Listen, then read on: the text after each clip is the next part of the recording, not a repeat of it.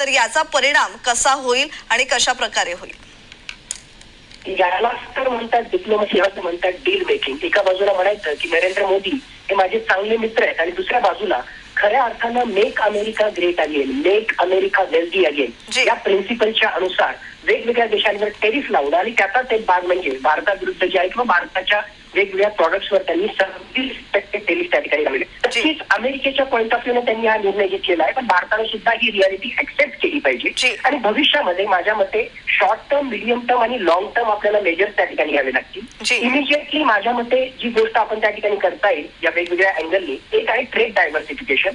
संपूर्णतः अमेरिकेच्या संबंधित एक्सपोर्ट करण्याच्या ऐवजी वेगवेगळ्या देशांमध्ये आपलं एक्सपोर्ट कसं वाढवता येईल ते आपल्याला पाहणं आवश्यक आहे. दुसरी गोष्ट ज्याला आपण म्हणतो की ट्रेड ऍडव्हान्टेज त्या ठिकाणी घेण्यासाठी डेप्रिसिएशन ऑफ रुपी म्हणजे थोडक्यात रुपयाचं अवमूल्यन करणं हा सुद्धा एक महत्वाचा मार्ग येणाऱ्या काळामध्ये आपल्याला त्या ठिकाणी अवलंबायला लागणार आहे.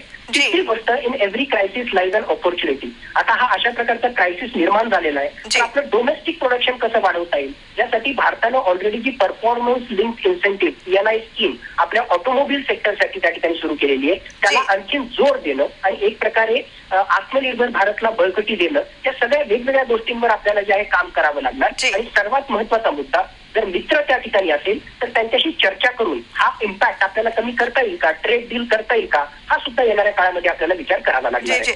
ढगेजी, माझा एक शेवटचा प्रश्न तुम्हाला की आता जर नवीन आयात शुल्क धोरणामुळे शेअर बाजारावर कशा प्रकारे परिणाम होईल? ऑलरेडी आपण जर जगातली वेगवेगळ्या प्रकारचे स्टॉक मार्केट पाहतोय तर ते सगळे जे आहेत रेड मध्येच आहे आणि भारतावर सुद्धा, भारताच्या शेअर मार्केटवर सुद्धा काही काळासाठी जे आहे त्याचा विपरीत परिणाम होण्याची शक्यता आहे. म्हणजे जर ऑलरेडी मागच्या काही काळापासून जे आहे भारताचे शेअर मार्केट किंवा कंपन्या हे एक्सपेक्ट करत होत्या की आपल्यावर टेरिफ त्या ठिकाणी लागणार आहे, किती मोठा झटका बसणार त्यावर जो आहे शेअर मार्केटचा रिस्पॉन्स त्या ठिकाणी असला असता. नक्कीच 26% टेरिफ हा मोठा टेरिफचा झटका त्या ठिकाणी, म्हणून शेअर मार्केट जे आहे निगेटिव्हली त्याला रिस्पॉन्ड करेल. पण माझ्या मते काही काळामध्ये शेअर मार्केट सुद्धा जे आहे या रियालिटीला ऍक्सेप्ट करेल. भारत येणाऱ्या काळामध्ये कसा याला रिस्पॉन्ड करतो त्याच्यानुसार पुढची दिशा ठरेल. जी जी जी धन्यवाद ढगेजी, तुम्ही केलेल्या विश्लेषणासंदर्भात.